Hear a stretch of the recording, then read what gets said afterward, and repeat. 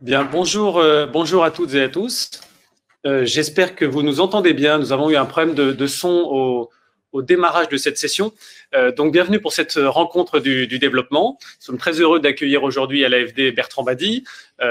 Bertrand Bady, vous êtes professeur émérite à l'IEP de Paris, chercheur associé au CERI. J'ai noté dans votre parcours que vous aviez été également professeur à l'Université de Clermont, avec laquelle nous avons un partenariat ancien et toujours vif. Vous dirigez également la collection L'État du monde à la découverte, éditeur que nous connaissons également bien puisque nous y publions chaque année l'économie africaine.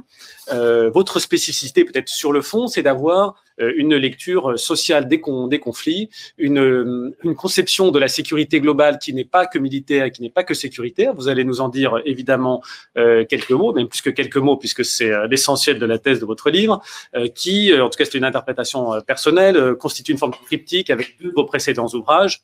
Quand le Sud réinvente le monde, paru en 2018, et également Intersocialité, qui s'interroge sur le dépassement de la géopolitique, ce qui fait de vous une sorte d'outsider dans le domaine des relations internationales, puisque précisément, vous ne placez pas le rapport de force ou le rapport de force militaire au cœur de votre analyse des tensions internationales. Donc, merci d'être avec nous pour un tout petit peu moins d'une heure du cours. On va essayer de conserver néanmoins du temps pour les questions. Et je voulais commencer par précisément vous proposer de présenter la thèse de votre livre, les puissances mondialisées, qui aurait aussi pu s'appeler les impuissances nationales, puisque dans le fond, la première partie, le premier mouvement de votre ouvrage constitue une analyse de la constitution des ordres nationaux et peut-être des limites que ces ordres nationaux ou que ces États, évidemment, rencontrent aujourd'hui. Donc peut-être vous pouvez nous présenter d'abord la thèse générale de votre livre. Merci Bertrand Bady. Merci de m'avoir invité. Je suis vraiment très heureux de partager avec vous et avec ceux qui nous suivent ces réflexions, parce que c'est aussi du retour que les praticiens, les acteurs peuvent nous donner sur ces sujets que nous, chercheurs, nous vivons, et nous réussissons, ou nous ne réussissons pas d'ailleurs, à avancer dans nos recherches. Vous avez mis le doigt sur l'essentiel, c'est-à-dire mon propos depuis bien longtemps, c'est de construire des relations internationales humaines plus que stratégico-militaires ou politico-militaires. C'est-à-dire que finalement, la base des relations internationales, quand on regarde attentivement, c'est l'humain. Et peut-être est-ce là, très modestement, un point commun que je partage avec l'AFD, ce retour sur l'humain pour bien comprendre les relations internationales et ce qu'elles deviennent. Alors, tout ça vient d'une histoire. Et de quelle histoire sommes-nous les héritiers, spécialement nous en Europe, parce que c'est pas forcément la même chose dans d'autres régions du monde. Nous sommes héritiers de ce temps que vous signaliez tout à l'heure de construction de l'État-nation qui a suivi l'écroulement de la société féodale, qui a été le temps de la Renaissance et le temps des Lumières. Or, ce que nous ne voyons pas parce que nous sommes aveuglés par notre histoire et nous avons tendance à la tenir pour unique, c'est que cette séquence longue de 3-4 siècles est dominée par une construction extrêmement restrictive de la sécurité.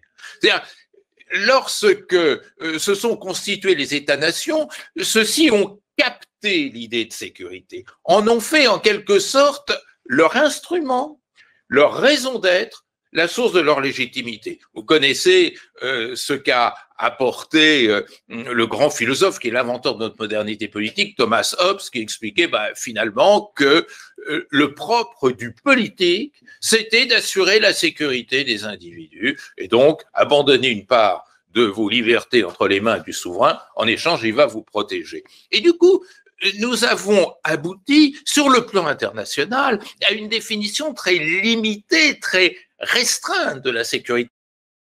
La sécurité, c'est ce qui nous engage à nous protéger de la menace que le voisin, qui est le concurrent, risque de faire peser sur vous. Bon. Et du coup, la conception de la sécurité, elle était intimement liée à l'idée de défense nationale, à l'idée d'ennemi, à l'idée de la stratégie malveillante portée par l'autre, et à l'idée de ces intérêts nationaux qu'il fallait à tout prix protéger. Et dans cette conception est apparue deux idées clés, qui est d'une part que toute sécurité se réduit à un jeu à somme nulle, c'est-à-dire ce que tu gagnes, je le perds, ce que je perds, tu le gagnes, et d'autre part à une conception de la sécurité court-termiste, c'est-à-dire la sécurité, c'est la réactivité à la menace telle qu'elle se concrétise à un moment donné du temps. Eh bien, tout ça, c'est fini. Et c'est ça mon problème. Tout ça, c'est fini et nous ne voyons pas que c'est fini. Nous faisons comme si cela continuait, comme si c'était un phénomène éternel, consubstantiel à la nature humaine. Ce n'est pas vrai. Ce n'est pas vrai parce que aujourd'hui, l'essentiel de ce qui nous menace, l'essentiel de ce qui est létal dans tous les risques qui existent et auxquels nous sommes exposés, vient du système dans sa globalité et non pas du voisin. Les guerres interétatiques ont pratiquement disparu.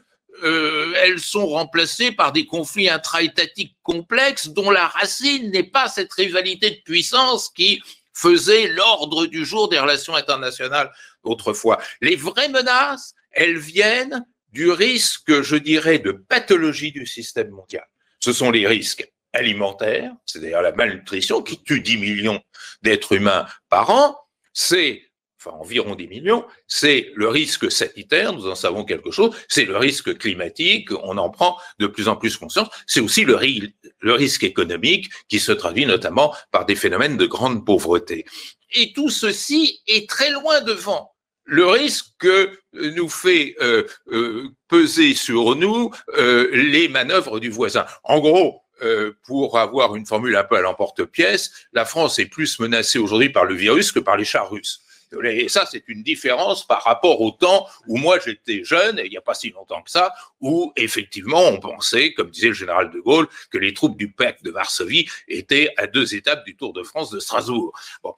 Et du coup, ces menaces non seulement sont systémiques, ne sont pas produites par un ennemi, ne sont pas le résultat d'une stratégie, ne sont donc pas réductibles à une défense nationale au sens strict du terme, mais ces risques étant globaux, supposent d'abord une réaction globale, c'est-à-dire cette fameuse gouvernance globale dont on parlera peut-être tout à l'heure, et surtout changent l'étalon du temps.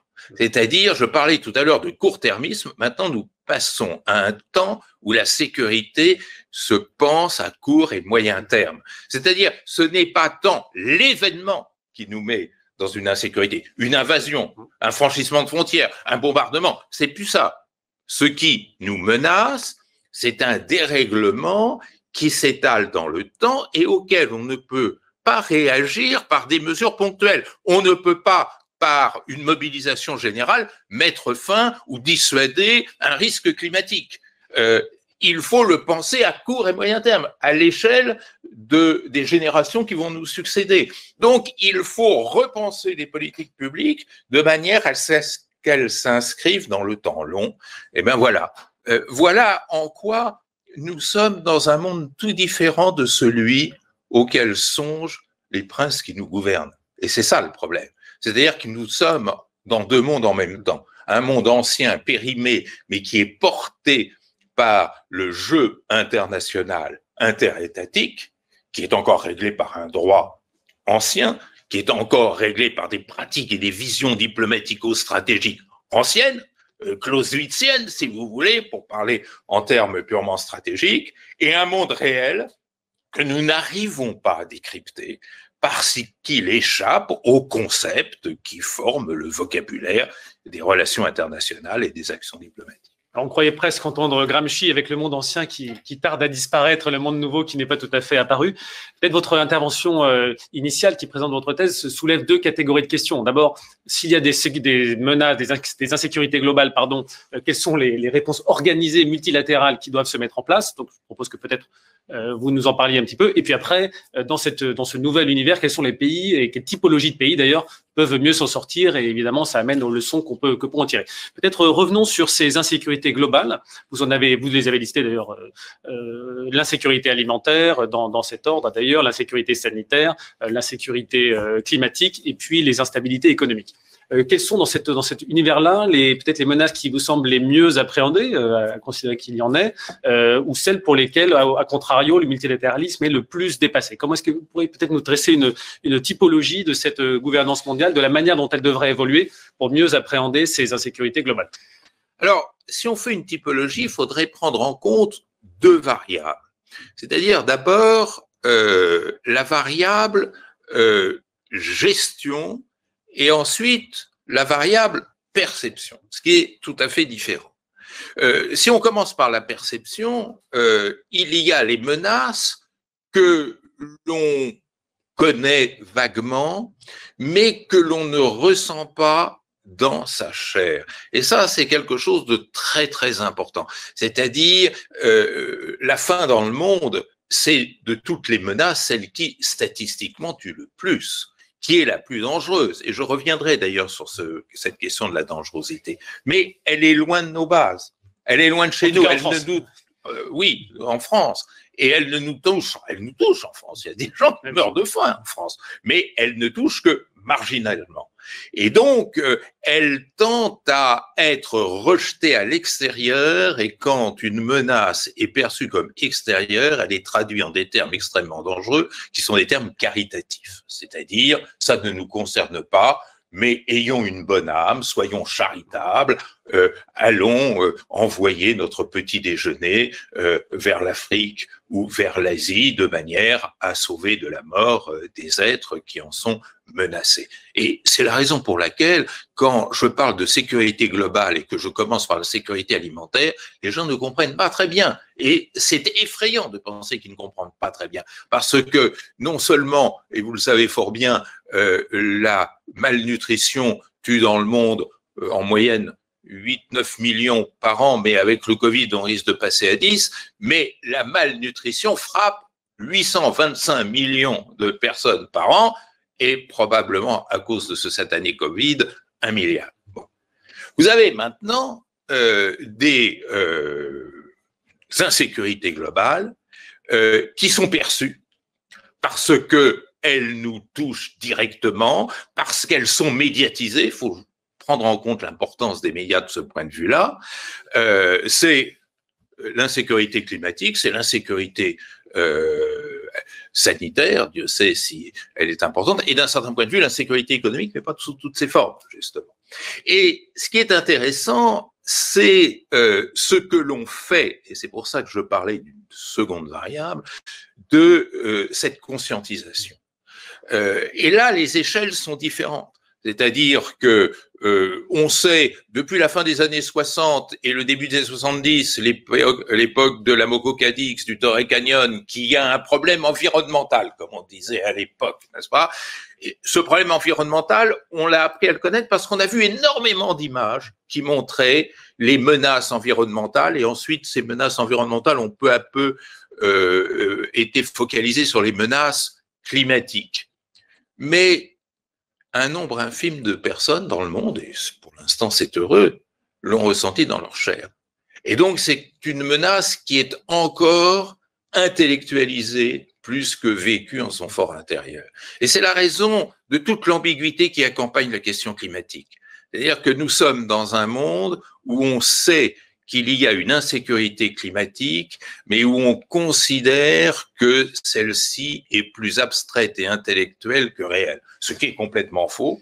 Mais si vous n'habitez pas Bhopal, Seveso ou Tchernobyl, vous avez ce sentiment que on vous parle de quelque chose qui est effectivement mauvais, dangereux, mais que vous ne vivez pas dans votre chair. S'agissant du changement climatique, il y a en plus une réalité, c'est qu'une partie s'est déjà déroulée, une partie est devant nous, et même si elle est quasiment certaine, on n'en a pas encore absorbé toutes les conséquences. D'où ce que vous disiez sur une perception qui est nécessairement inférieure à celle qu'elle sera dans 15-20 ans, quand on aura atteint absolument pas 1 degré de réchauffement comme aujourd'hui, mais 2, 2,5.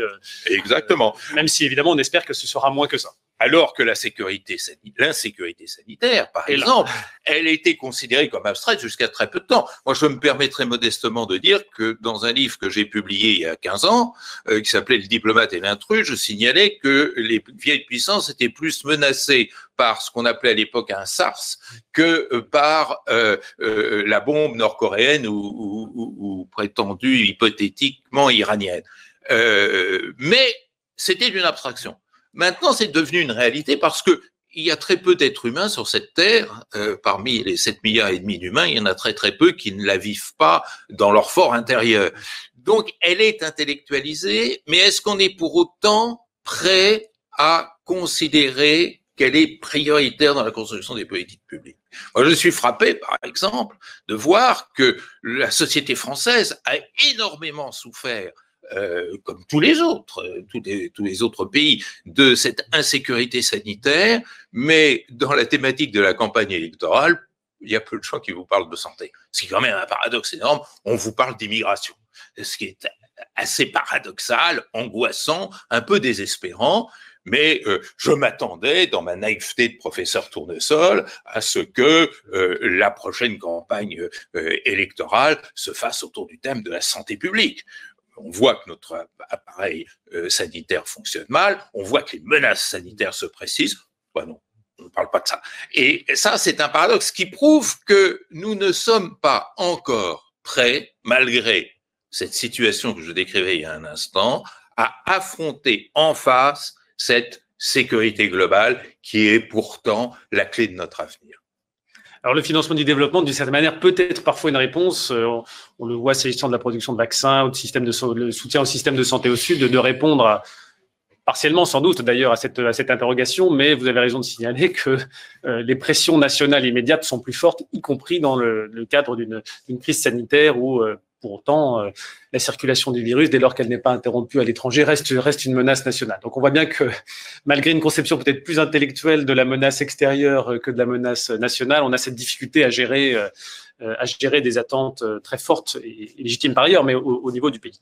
Vous avez peu parlé peut-être de la régulation, de la gouvernance mondiale du climat. Enfin, vous avez expliqué peut-être pourquoi elle était moins perçue, ou en tout cas avec un moindre degré d'urgence que d'autres types de menaces, mais comment vous voyez se structurer, nous sommes le pays de l'accord de Paris, la réponse internationale aux crises, ou en tout cas aux défis climatiques et aux menaces que ça représente? Alors, c'est le point crucial. Vous mettez le doigt là où vraiment ça fait le plus mal. Je voudrais, pour éclairer totalement cette réponse, dire qu'attention, l'insécurité globale tue deux fois. Elle tue en elle-même, j'ai donné des chiffres tout à l'heure, mais elle tue aussi en alimentant les formes nouvelles de conflictualité internationale. Les guerres aujourd'hui ne sont plus des conflits de puissance, ce sont plus des clashs de puissance, ce sont des expressions de décomposition et d'incapacité et d'impuissance sociale. C'est-à-dire que l'insécurité humaine et globale vient organiser, je dirais, faire exploser cette conflictualité au Sahel, en Afghanistan, au Yémen et dans la Corne de l'Afrique, dans le bassin du Congo, et on pourrait malheureusement continuer. Et deuxièmement, ce qui est surréaliste, c'est que face à cet épanouissement, et quel épanouissement, de cette insécurité globale, les États pensent intérêt national. Il va falloir démonter cette notion d'intérêt national. Autrefois, elle faisait sens, cette notion, parce que, effectivement, les rapports internationaux étaient presque exclusivement interétatiques et que donc, dans le tournoi des princes européens, ce tournoi qui animait leurs rapports, effectivement, l'intérêt national de chacun était facile à décrypter. Aujourd'hui, l'intérêt national n'a plus grand sens, dans la mesure où il passe au filtre de l'intérêt global. Notre intérêt national français, c'est que d'abord les grandes menaces globales soient effacées. Ce filtrage par le global est l'élément essentiel de ce qui devrait être cette gouvernance globale. Or, c'est encore la vieille grammaire qui prévaut. C'est encore les vieilles méthodes qui l'emportent. Si bien que on s'aperçoit que face aux grandes menaces globales, eh bien, les réponses ne sont pas globales, mais sont faites de l'addition ou de l'espoir d'addition de 193 réponses nationales. Or, il y a un théorème que l'on peut admettre, c'est que face à un risque global, l'addition de 193 politiques nationales n'aboutit strictement à rien. Peut-être même les efforts risquent-ils de s'annuler. Et ceci est extrêmement important parce qu'on voit comment a été accueillie, si je puis dire, la crise sanitaire, la crise du Covid-19, par un énorme effort, mais spontanément consenti, de nationalisation du virus. Et ça a été le mal absolu. Nationaliser des enjeux globaux. Quand vous nationalisez un enjeu global, eh bien, vous tapez à côté. C'est-à-dire, vous le laissez se développer et ça donne lieu à des spectacles aussi surréalistes qu'on peut être la guerre des masques, la guerre des tests, la guerre des statistiques, la guerre des vaccins et toute une série de redéploiements nationaux face à des enjeux globaux.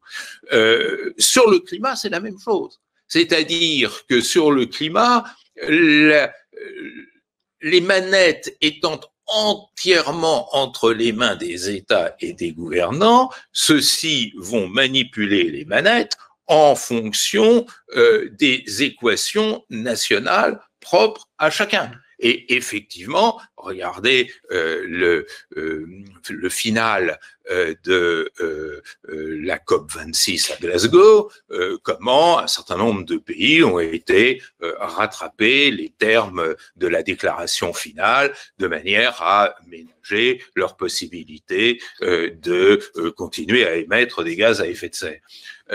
Tout ceci montre que il faut complètement changer de méthode. Alors, vous allez me dire… Est-ce que c'est un problème de méthode ou d'institution? Je vois une question d'un de nos spectateurs sur l'insécurité internationale, dès lors qu'elle est systémique. Faut-il changer les institutions pour y parvenir? Ou bien est-ce que les rappels et le risque de renationaliser des enjeux globaux, est-ce que c'est un problème d'institution ou est-ce que c'est un problème politique, à vrai dire? Mais on n'échappe jamais à l'institutionnalisation. L'institutionnalisation, c'est la réponse consciente à une menace à laquelle on ne sait pas faire face. Dès lors qu'on ne sait pas faire face, on invente une institution. Or, c'est très intéressant. Si vous regardez la question sanitaire, par exemple, elle s'est posée à l'échelle des relations entre États au XIXe siècle. Parce que c'était l'époque où commençait à se développer. Vous citez d'ailleurs plusieurs prolégomènes d'institutions de gestion de la santé internationale sur des maladies précises, d'ailleurs. Mais qui apparaissaient avec les progrès de la navigation maritime, etc. Or, on a eu énormément de mal à produire des institutions. On l'a fait quand même. Ce qui prouve quoi? Ce qui prouve que le moteur de l'histoire, c'est soit la peur, soit l'espoir de gain. D'ailleurs, souvent, ils sont apparentés. Et donc, c'est bien la peur qui a donné naissance à la SDN, c'est bien la peur qui a donné naissance à l'ONU, c'est bien la peur qui a donné naissance aux institutions de Bretton Woods, et c'est bien la peur qui a donné naissance à ces premières institutions qui essayaient de gérer le sanitaire sur le plan mondial. Le grand problème, c'est que dès lors que l'on consent à cet abandon de souveraineté qui se réalise, on est là vraiment dans un concret qui se fait, eh bien il y a tout un tas de freins qui apparaissent pour justement garder cette souveraineté. C'est ce qui a fait par exemple que Wilson, ardent promoteur du multilatéralisme, ne voulait pas de l'Office international de l'hygiène publique dans la Société des Nations, parce que la santé, c'est très sensible du point de vue de la souveraineté, ça engage l'éducation, la culture, la religion, l'économie, etc. Or, j'oserais dire qu'il faut que le monde ait très peur, ou soit frappé d'un appétit de gain surdimensionné pour qu'on abandonne des bribes de souveraineté. Ça se fait. Bretton Woods, c'était un progrès considérable d'un certain point de vue, même si maintenant ça paraît un peu vieillot et désuet.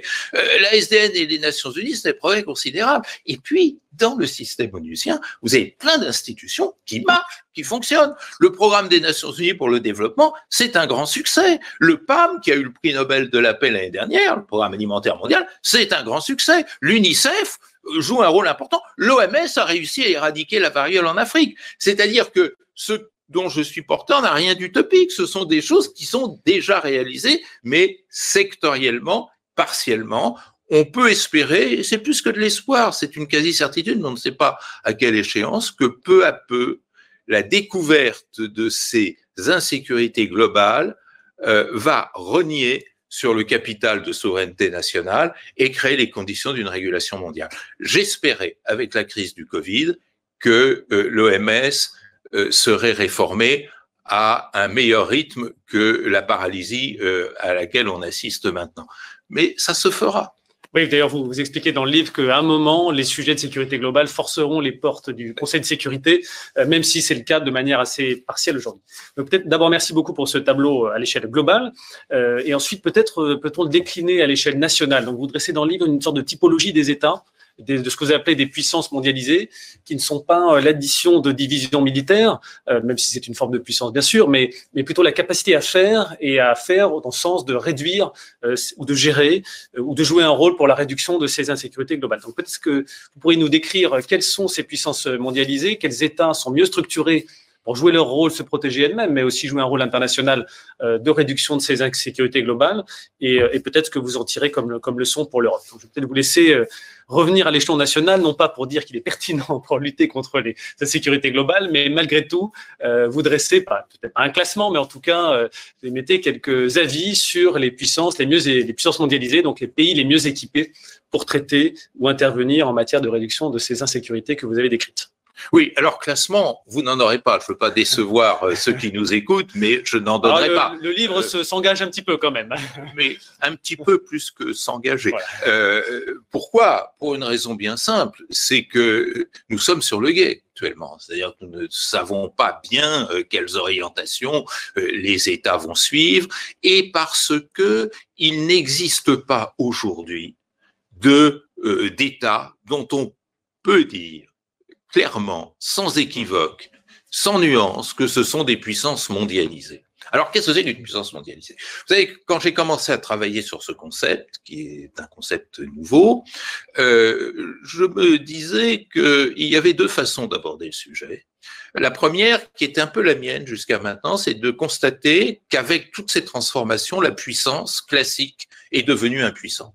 C'est-à-dire que, regardez, les superpuissances militaires ne gagnent plus les guerres, regardez, les superpuissances ou les grandes puissances, appelez ça comme vous voulez, ne parviennent plus à jouer ce rôle de gendarme du monde, ni sur le plan militaire, ni sur le plan diplomatique, ni sur le plan économique, ni sur le plan financier, sur aucun de ces plans. Donc, la première conclusion, c'est de dire, c'est la fin de la puissance. Et il y a une autre façon d'aborder les choses, c'est de dire non, c'est pas la fin de la puissance. D'ailleurs, d'un certain point de vue, ce serait absurde de dire ça. On ne peut pas considérer que la puissance qui est consubstantielle à l'action humaine puisse un jour disparaître. C'est la mutation de la puissance. C'est-à-dire que la puissance classique, vieille de 4 siècles, du temps de Westphalie, comme on dit, elle est en train de s'éteindre, en tout cas elle a perdu son efficacité, une bonne partie de sa légitimité également, et que donc naît dans le contexte de la mondialisation une forme nouvelle de puissance, et c'est ce que j'appelle la puissance mondialisée. La puissance mondialisée, c'est celle dont disposent des États qui choisissent d'agir au sein de la mondialisation et en partant de ces paramètres globaux, en espérant, ce qui est parfaitement légitime, en retirer en retour un certain nombre d'avantages. Je dirais que d'un certain point de vue, la puissance mondialisée, c'est la puissance qui sait pratiquer la solidarité égoïste, c'est-à-dire avoir une vision solidaire face aux grands problèmes du monde, sachant que de cette solidarité, elle retirera en fin de course un certain nombre d'avantages. Bon. Alors, il y a dans le monde actuel, non pas des puissances mondialisées accomplies, ce que je disais tout à l'heure, mais des États qui, d'une manière plus ou moins convaincante, suivent ce chemin. Certains le font parce qu'ils n'avaient pas le choix au départ. Les vaincus de la Seconde Guerre mondiale ont été démilitarisés. Ils ne pouvaient plus jouer dans la nouvelle scène internationale, sur la nouvelle scène internationale, le rôle que les vainqueurs étaient appelés à jouer. Et d'un certain point de vue, c'est le paradoxe de la victoire de 1945 qui a donné aux deux principaux vaincus, le Japon et l'Allemagne, une posture peut-être forcée, mais en tous les cas nouvelle, une nouvelle façon d'entrer dans le monde, et que deux ministres, l'un allemand, l'autre japonais, M. Westerwelle et M. Okada, ont consigné dans un article que je cite dans mon livre, qui date de la première décennie de notre siècle, et dans lequel ils aspirent à une diplomatie modeste. La diplomatie post-westphalienne, c'est une diplomatie qui se veut être modeste, c'est-à-dire travailler au collectif de manière à retirer d'abord la stabilité mondiale et deux, quelques petits avantages. C'est un premier exemple. Deuxième exemple, c'est une autre opportunité, moins douloureuse, c'est pas celle de la défaite, mais c'est celle de l'émergence. C'est-à-dire, l'émergence a consacré l'existence de nouveaux acteurs dans une scène mondiale qui jusque-là était uniquement dominée par les vieilles puissances du Nord. Et à l'occasion de cette émergence, un certain nombre d'États ont tenté de mettre en orbite une puissance mondialisée. Je pense à un pays comme la Corée du Sud, sur lesquels on ne s'arrête pas beaucoup, mais qui a pourtant réussi un certain nombre de performances sur le plan économique, technologique, sur le plan diplomatique, sur le plan du développement aussi. La Corée du Sud est très active, ou Singapour, d'autres puissances asiatiques, on pourrait continuer l'énumération. Eh bien, ça nous donne une petite idée, non pas de ce que sera l'avenir, mais de ce qu'il faut faire pour construire l'avenir. C'est-à-dire que ce que j'attends de mon pays, de la France, c'est qu'elle cesse d'être une puissance westphalienne, l'obsession Louis XIV, Napoléon, Jules Ferry, pour entrer dans l'histoire de la mondialisation, parodiant un ancien chef d'État, je dirais la France n'est pas encore entrée dans l'histoire de la mondialisation, il serait temps, et qu'en construisant, participant à la construction de cette mondialisation, recompose le rôle historique de notre pays. Et là, il y a beaucoup à faire. Entrer sur la scène internationale comme puissance mondialisée, c'est accroître les échanges. Quand j'entends un candidat à l'élection présidentielle nous dire qu'il faut diminuer le nombre d'étudiants étrangers en France, j'ai eu un malaise. Il a fallu me ranimer. C'est quand même quelque chose d'assez effrayant, alors que justement on gagnera dans la mondialisation en devenant un carrefour, un lieu de rencontre, d'échange. Et cet échange, il est culturel, il est universitaire, il est économique, il est commercial. L'échange est par définition sans limite.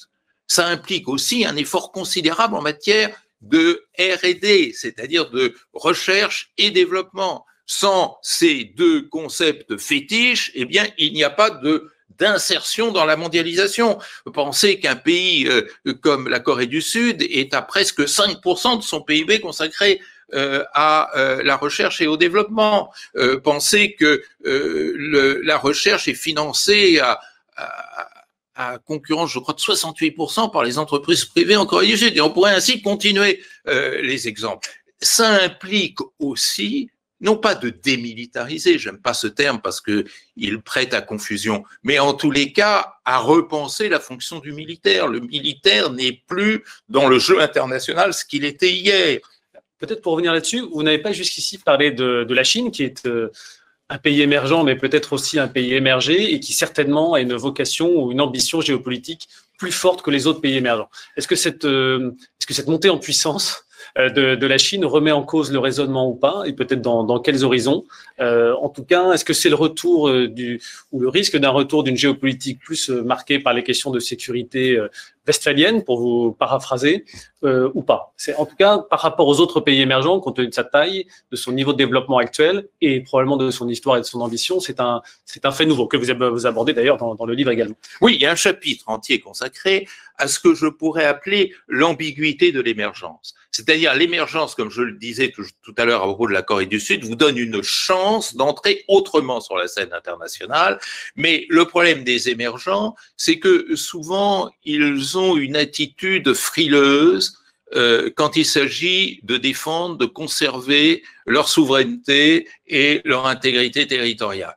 Et tout ceci vient brider leur entrée dans la mondialisation. On le voit bien à travers les hésitations de la Chine dans la gestion du multilatéralisme, en même temps ouvertement pro-multilatéraliste, déployant des efforts et des efforts conséquents à l'intérieur des institutions multilatérales, mais lorsqu'il s'agit de prendre des décisions fondamentales, beaucoup plus timide. Sur le Covid-19, la Chine était alliée aux États-Unis au sein du Conseil de sécurité pour ne pas produire une résolution robuste la concernant. Et c'est l'exemple du Brésil également, hein, qui s'était engagé pour l'environnement avant de faire... Exactement, le Brésil et la Chine. Exactement. Et ajouter à cela le fait, et ça c'est plus particulier à la Chine, que la Chine est un empire multimillénaire, le plus ancien des empires, et qu'en tant qu'empire, elle veut en même temps exister dans cette modernité, ça c'est le côté progressiste, mais défendre ses marges, c'est-à-dire être la puissance dominante en Asie orientale. Donc la Chine a une attitude très géopolitique dans la gestion de sa région, de la grande région, je dirais, de l'Asie orientale, on le voit notamment dans la mer de Chine, dans ses rapports à ses voisins, voire aux populations internes qui n'appartiennent pas à la majorité chinoise, les Ouïghours, les Tibétains, et alors qu'elle a, face à d'autres contrées plus lointaines, où elle n'a pas cet instinct impérial, une autre façon d'exprimer aussi sa domination, mais sur un mode post-militaire, post-stratégique, à travers des conquêtes économiques, à travers des assistances technologiques, à travers différentes formes de présence et d'échange qui ne se font plus sur un mode martial, comme effectivement c'est le cas en Asie orientale. Alors, vous n'avez pas cité non plus en tout cas mentionné de rôle spécifique pour l'Europe. Vous avez parlé de l'Allemagne et du paradoxe, une sorte d'avantage de situation qui était né de la défaite de 1945. Pour autant, au niveau communautaire, est-ce que vous voyez des rôles spécifiques, peut-être dans le domaine du développement, mais peut-être d'autres? Et est-ce que vous voyez justement un intérêt à agir de manière collective et sur quel sujet?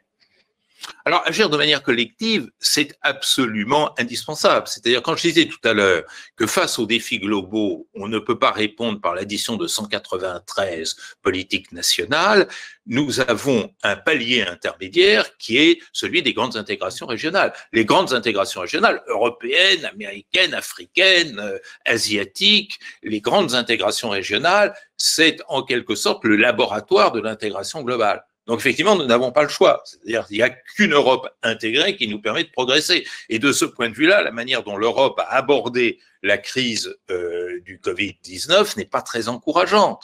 C'est-à-dire on a assisté davantage à l'addition de 27 politiques sanitaires nationales, et encore maintenant on le voit, qu'à une uniformisation. Donc il y a déjà l'Europe comme laboratoire de l'intégration.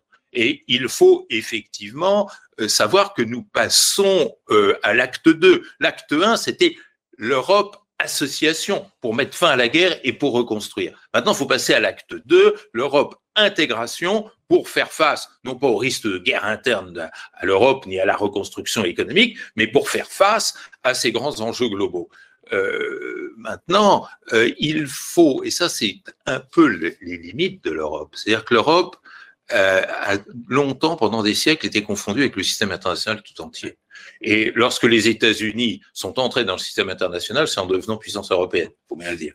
Donc, l'Europe avait le monopole des relations internationales. Du coup, l'Europe a beaucoup de mal à penser l'autre. J'ai écrit un livre qui s'appelait « Nous ne sommes plus seuls au monde ». Et effectivement, l'Europe a un peu tendance à se considérer comme seule au monde, c'est-à-dire d'une part, à ne pas savoir se comporter face aux émergents. Il n'y a pas de politique européenne claire vis-à-vis des puissances émergentes, et sujet auquel vous êtes plus sensible, à repenser sur des formes modernes de partenariat son rapport aux pays en développement.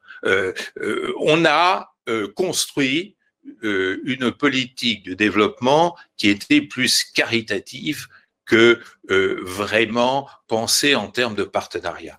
Alors, j'allais dire, heureusement, il y a l'AFD, c'est pas pour vous faire plaisir, mais parce que je le crois. C'est-à-dire que l'AFD, avec des grands, je ne veux pas tous les citer, mais commençons par Jean-Michel Severino, ont très tôt compris qu'il fallait passer à autre chose, c'est-à-dire que le développement, ce n'est pas l'aide. Le mot l'aide et l'aide, le développement, c'est construire un monde. Et construire un monde auquel tout le monde a intérêt à ce qu'il soit stable et boiteux nulle part. C'est-à-dire, c'est une ingénierie globale. Il faut repenser le développement dans l'ingénierie globale. Et le repenser dans l'ingénierie globale, ça veut dire deux choses qui me paraissent très importantes. C'est, d'une part, promouvoir le lien social. Il n'y a pas de développement sur un mode hiérarchique.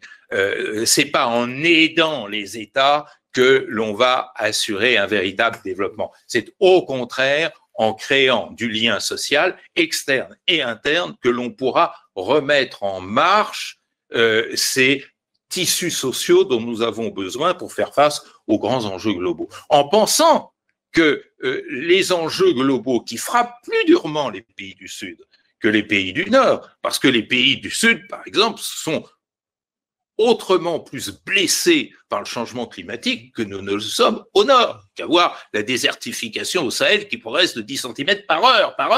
Bon, donc, c'est faire œuvre collective pour le bien de l'humanité que de remédier à ces dérèglements climatiques tragiques qui frappent plus durement encore les pays du Sud. Mais ça, nous ne pouvons le faire qu'à partir du moment où nous activons des liens sociaux qui viendront ainsi faire coalescence avec notre propre apport sur ces terrains. Il faut penser social, il ne faut pas penser politique. On a trop tendance à considérer que le développement, c'est l'aide, comme je disais tout à l'heure, aux pays amis. Le terme pays ami est un terme catastrophique. Parce que qu'est-ce que ça veut dire? Il y a des pays sympathiques et des pays pas sympathiques. Il y a des pays beaux à regarder et d'autres qui ne le sont pas. Ça ne veut rien dire. De même, quand on dit il y a des grands pays et des petits pays, qu'est-ce que c'est qu'un petit pays? Qu'est-ce que ça veut dire? Ça ne veut rien dire. Il y a un monde global et ce monde global, il faut le prendre en charge d'abord là où il souffre le plus parce que cette souffrance localisée d'aujourd'hui deviendra la souffrance globale de demain.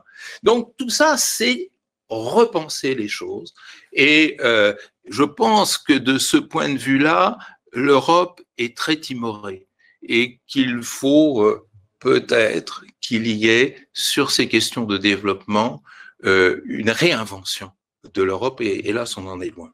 Vous plaidez d'ailleurs, votre propos trouvait un écho très fort dans le récent sommet Afrique-France où la notion d'aide était fortement contestée en tant que vocable d'un univers caritatif, de charité, mais avec tout ce que ça charrie de sentiments ou de positions de supériorité, de subalternité. Donc, tout à fait. Tout ça est ressorti assez clairement avec l'idée aussi que précisément les acteurs du développement devaient être tournés vers la construction de quelque chose de commun, y compris avec les pays dits en développement, plutôt que sur une version ou une vision en tout cas qui soit verticale. Donc, j'allais vous poser la question de l'AFD dans tout ça, mais dans le fond, vous y avez déjà répondu. Je vais peut-être prendre quelques questions. Il y a des interrogations, alors cette fois-ci sur la partie globale, sur le caractère parfois non démocratique des institutions internationales. Donc, est-ce que s'il y a construction d'institutions de nature globalisée, ça veut dire c'est une perte d'ambition ou en tout cas une régression du point de vue de la capacité à avoir une direction démocratique du monde? Par construction, les institutions internationales, d'abord, n'agrègent pas que des démocraties, et deux, n'ont pas toujours un fonctionnement interne qui est très démocratique. Comment est-ce que vous voyez cette interaction ou ce risque de renoncement à une aspiration démocratique? Alors, il ne faut pas se précipiter lorsque l'on veut associer le terme international à celui de démocratie. C'est une idée wilsonienne, c'est-à-dire la pacification des sociétés s'est faite par la démocratisation, la pacification du monde se fera par la démocratisation du monde. La formule est belle, mais on en est loin et je dirais même que d'un certain point de vue, aucune forme connue aujourd'hui ne peut conjuguer démocratiquement les institutions internationales. Pourquoi ? Parce que aujourd'hui, les institutions internationales, elles sont interétatiques. C'est-à-dire, elles obéissent à un rapport de force, à un rapport de puissance, qui est entre les mains des 5 membres permanents du Conseil de sécurité. Bon, ou qui, dans d'autres institutions, est entre les mains des plus forts cotisants. Hein. n'ouvrons pas le dossier du Fonds monétaire international, etc. Bon, ça n'a rien de démocratique. On ne va pas m'expliquer que cette conception interétatique du multilatéralisme était plus démocratique. Je dirais même que toute l'histoire de la guerre froide et de la bipolarité est là pour montrer le contraire. Si maintenant nous parvenons peu à peu à un jeu global, c'est-à-dire à prendre en compte l'intérêt global avant l'addition des intérêts nationaux, c'est-à-dire des intérêts des plus forts, on aura fait un pas vers la démocratie. C'est-à-dire qu'à partir du moment où on entre dans une logique redistributive qui ne soit pas confiscatoire de la part des plus forts et des plus puissants, je pense qu'on a effectué un pas en avant vers la démocratie. Alors, comme je le disais tout à l'heure, ce n'est pas la démocratie au sens classique du terme, mais on arrivera à la démocratie au sens classique du terme à partir du moment où on aura déjà, et c'est le deuxième point à apporter au débat, libéré, comme le dit très sagement le PNUD, le Programme des Nations Unies pour le développement, dans son fameux rapport de 1994, quand on aura libéré l'être humain de la peur. Il n'y a pas d'accomplissement démocratique tant que l'on a peur. Et quand le PNUD nous dit la sécurité humaine, c'est free from fear, libéré de la peur, c'est un deuxième accomplissement de la logique démocratique. Et puis il en est un troisième.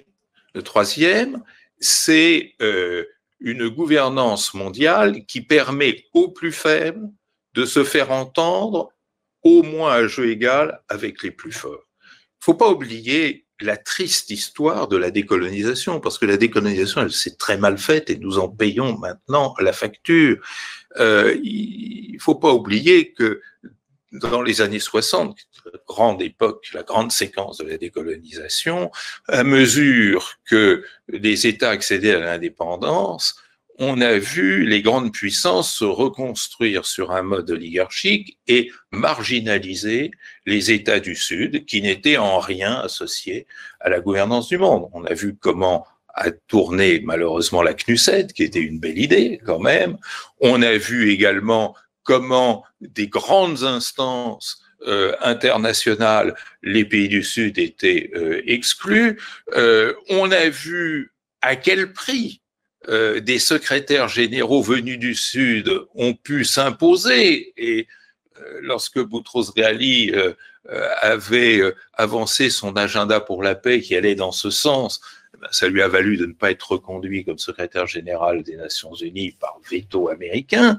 Donc, il faut maintenant non seulement que ces États du Sud soient pleinement associés à la gouvernance mondiale, mais il faut quelque chose de plus, c'est-à-dire il faut que ces États du Sud et donc ces peuples du Sud aient accès à la parole, à l'agenda, c'est-à-dire moi, j'appelle de mes vœux une grande conférence, par exemple, sur la gouvernance sociale globale qui serait organisée à l'échelle de l'Afrique, où l'Afrique nous dirait, voilà quelles sont nos priorités, voilà quelles sont nos cibles.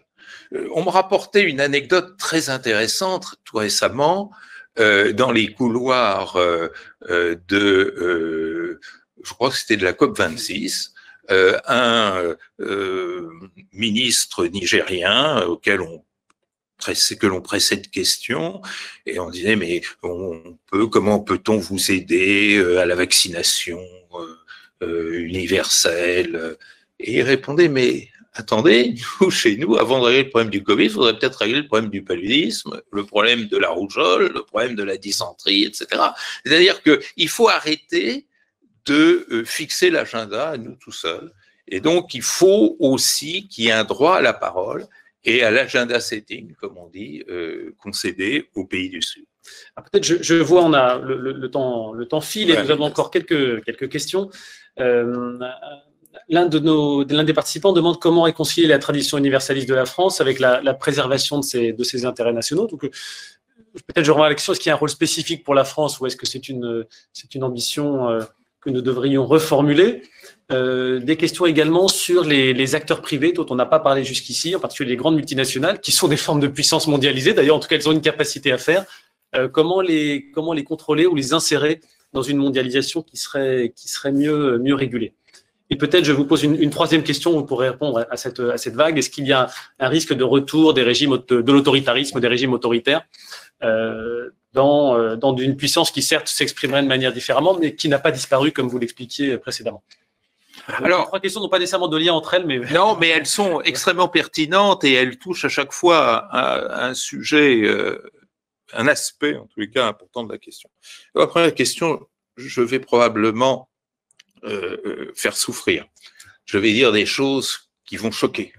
Mais après tout, le métier de l'universitaire, c'est d'être le poil à gratter.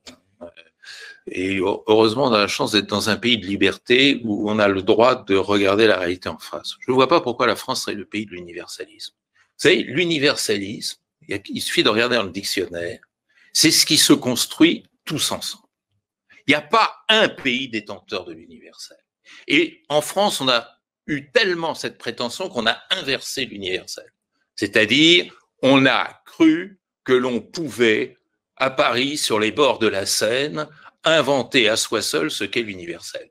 L'universel, il sera universel lorsque tout le monde l'inventera en même temps. Et il y a des dérives, moi, qui me préoccupent dans notre pays, de gens qui prétendent donner des leçons à l'humanité tout entière en disant, écoutez, nous, on a inventé l'universel. C'est comme ce que disait monsieur Jules Ferry. Nous sommes la race supérieure qui est là pour éduquer les races inférieures. La France n'est pas le pays de l'universel. Il n'y a pas de pays de l'universel. L'universalité, c'est tous ensemble. Et je vais continuer à être désagréable, mais il faut… je ne comprends pas cette notion d'intérêt national. Il n'y a pas d'intérêt national. L'intérêt national, c'est ce que chaque individu pense être l'intérêt national.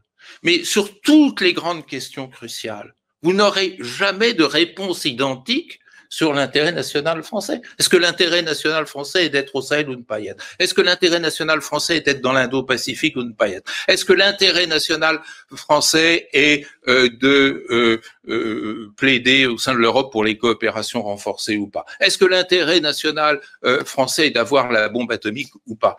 Mais vous avez des réponses diverses. L'intérêt national est une notion subjective qui régale les professionnels de la politique pour en faire une marque publicitaire de leur programme. En tout cas, c'est une notion politique. Une majorité bien entendu peut définir ce qu'est l'intérêt du programme. Mais exactement. Et encore, je me méfie de la notion de majorité politique, parce que dans les majorités politiques, vous avez des consonances différentes de l'intérêt national. Mais surtout, comme je le disais tout à l'heure, on ne peut plus penser l'intérêt national séparément des intérêts globaux.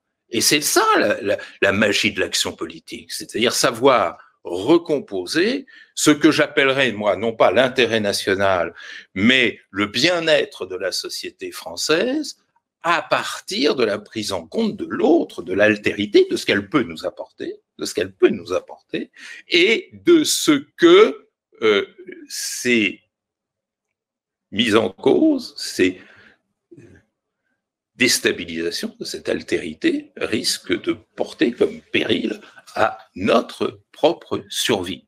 N'oubliez jamais, c'est l'humain qui est au début et qui est à la fin de l'histoire. Alors, moi j'aimerais que la France prenne la tête vraiment d'une réinvention de l'universel et ne jette pas d'anathème.